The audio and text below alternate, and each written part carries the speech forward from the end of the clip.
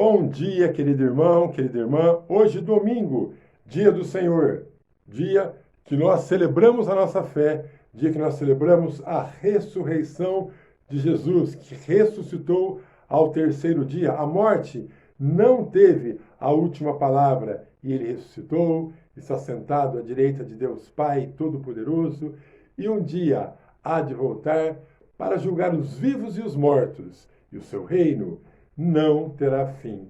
E a liturgia riquíssima hoje vem nos convidar a escolher de que lado nós estamos. Olha para mim e diz: Naú, de que lado você está? Você ajunta comigo ou você espalha? Você é da família de Jesus ou você não é da família de Jesus?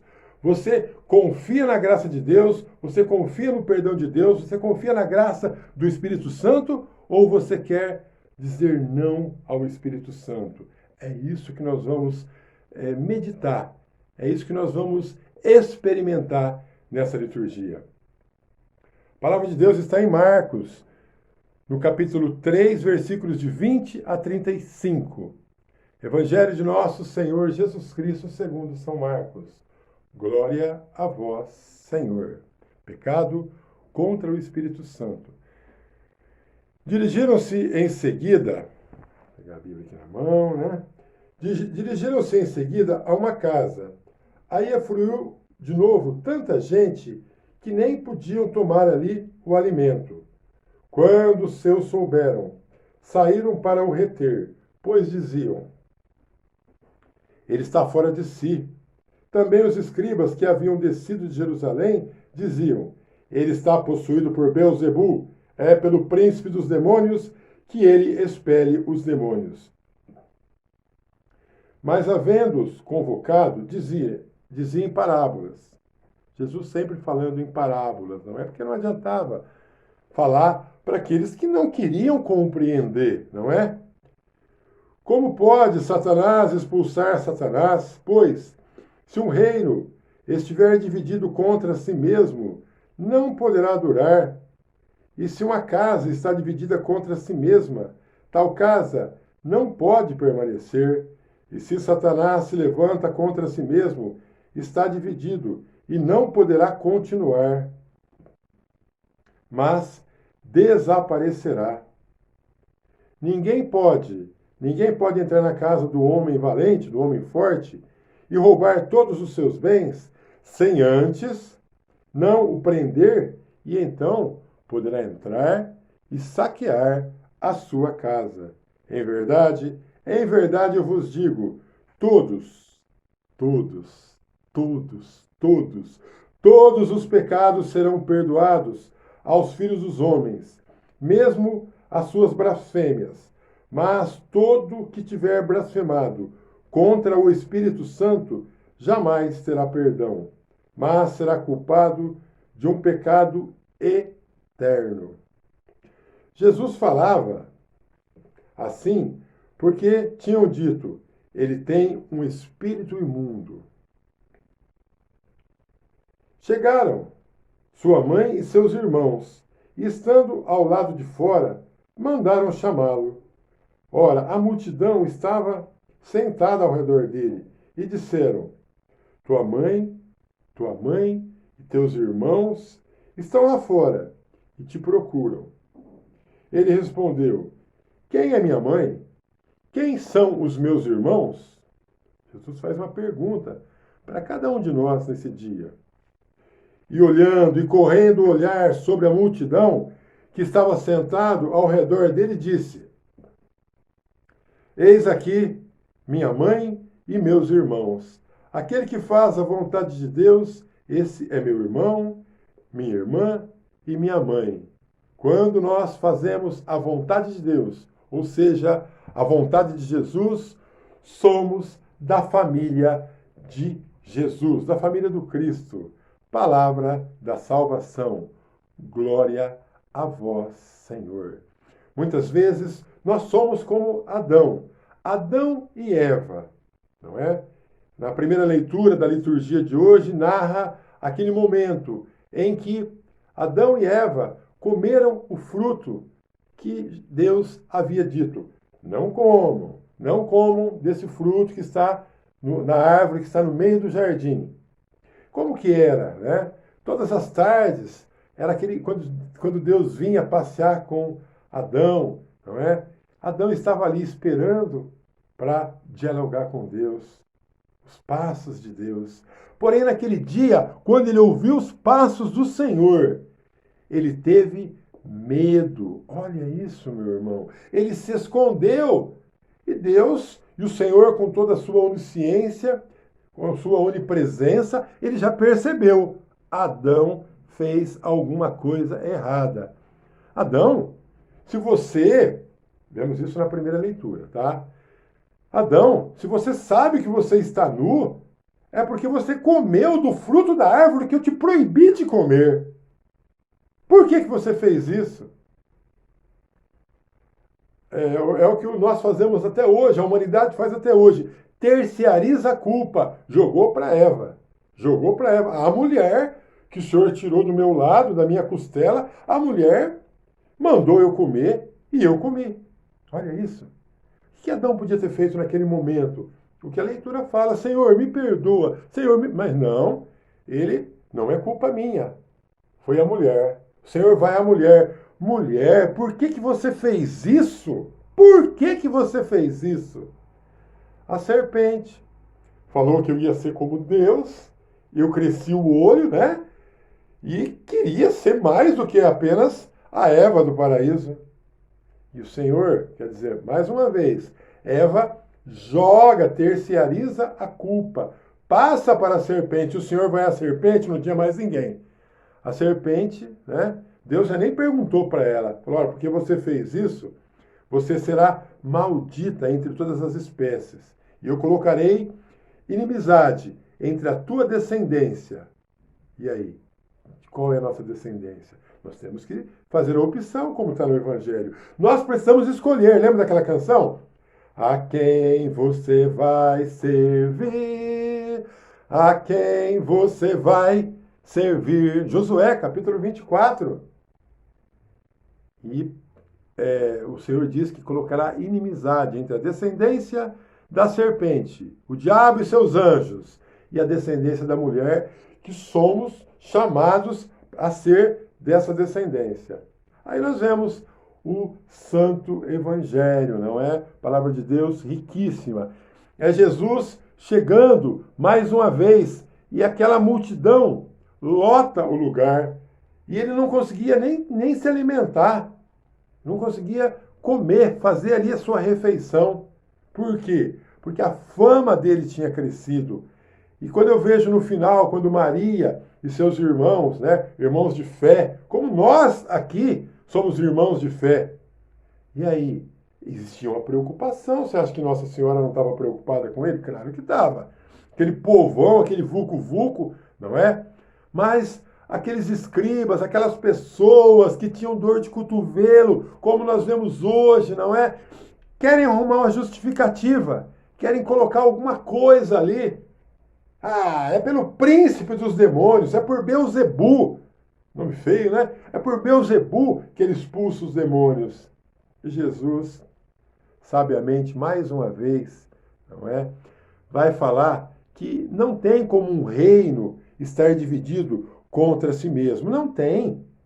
Olha, se Satanás expulsar Satanás, o reino dele vai cair.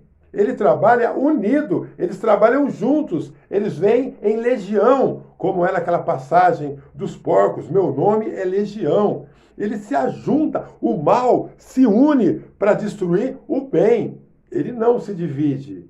Infelizmente, muitas vezes, os cristãos, mesmo na igreja, em movimentos, em pastorais, cada um fica, como diz o Padre Zezinho, no seu grupinho, na sua panelinha. Mas não era para ser assim, era para a gente trabalhar unidos, não é? Unidos em Cristo, somos mais que vencedores. E aí o Senhor vai falando, não é? Olha, não pode se roubar uma casa sem primeiro amarrar aquele valente, aquele homem forte. Depois, você vai lá e saqueia a casa.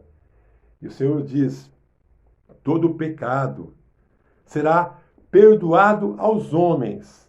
todo pecado será perdoado aos homens. Meu irmão, nós estávamos celebrando há uns domingos atrás, 2 domingos atrás, a Santíssima Trindade.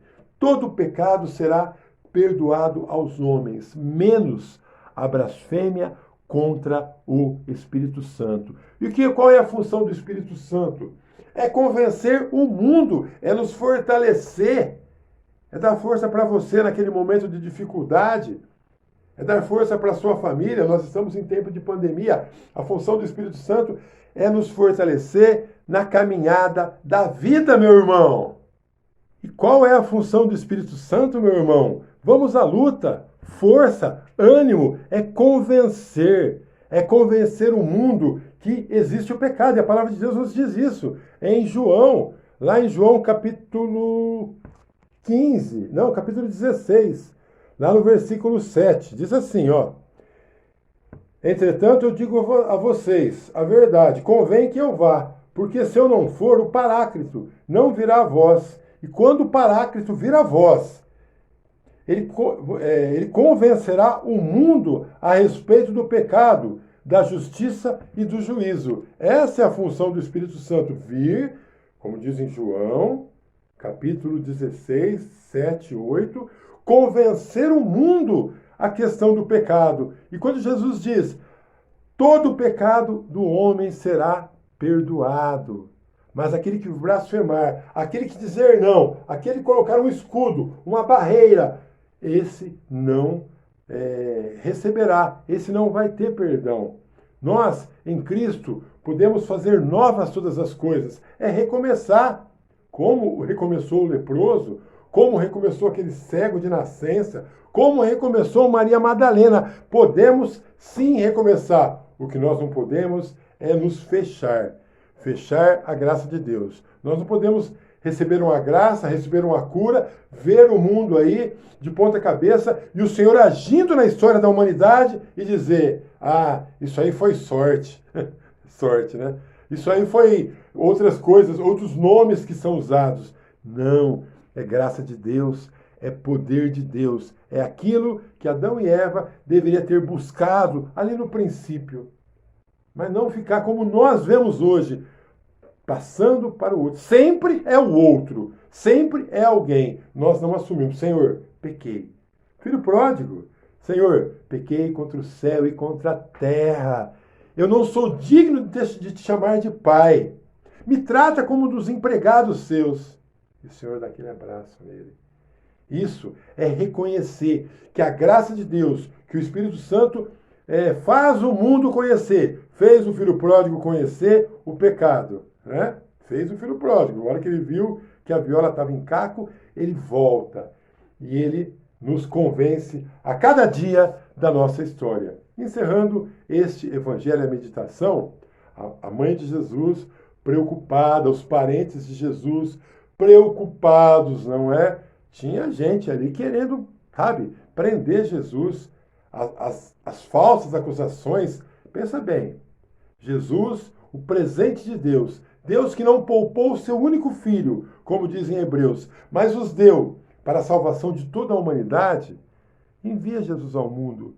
E o povo de Deus, aquele povo que andou no deserto, o que ele dizia? É pelo príncipe dos demônios que ele expulsa os demônios. É aquela dor de cotovelo que a gente vê até hoje na história da humanidade.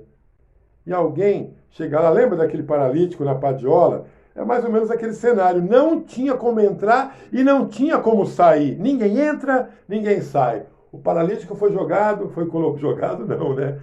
Foi descido pelo telhado. E aí chega Maria, chegam os primos de Jesus. Nem vamos falar sobre isso para não nos alongar mais. Estamos mais do que cientes dessa passagem já. Já temos a nossa caminhada de fé, caminhada da igreja, mas Jesus não exclui Maria e os seus primos, os seus parentes. Jesus aproveita esse gancho e diz, a minha mãe está aí? Os meus irmãos estão aí? Mas quem são minha mãe? Quem é minha mãe? Quem são os meus irmãos?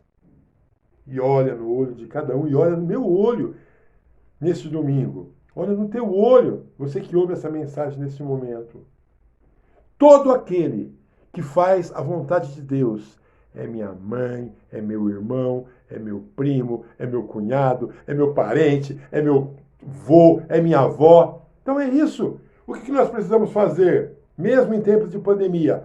Confiar na graça de Deus, reconhecer a Santíssima Trindade, não blasfemar contra o Espírito Santo, querer dar palpites, né? Ah, está acontecendo isso no mundo porque é isso. Para, você não é juiz. Confie em Deus. Tudo pode ser mudado pela força, pelo poder da oração e pela graça de Deus. Oremos. Senhor, nós te pedimos neste domingo, Senhor, derrama a tua graça sobre cada um de nós, que nós possamos confiar na tua graça, confiar na força do Divino Espírito Santo. Que o Espírito Santo possa nos conceber a graça de reconhecer as nossas fraquezas. Que o Espírito Santo possa nos dar a graça de saber que contigo nós podemos ir mais longe. Que o Espírito Santo possa nos ensinar que com a força que vem do alto, nós poderemos ser da família de Deus, da família de Jesus, da família do Espírito Santo, da Santíssima Trindade, em céus novos e uma terra nova. O mundo oferece caminhos demais. Choramos, rimos, ficamos ansiosos, preocupados, porém, que neste vestibular da vida, o Espírito Santo possa nos fortalecer e nos convencer que o nosso lugar, que o meu lugar, que o teu lugar é o céu. Pela graça de Deus, pela força de Jesus e pela comunhão do Espírito Santo. Amém, amém, amém. Deus é mais. Sempre. Valeu!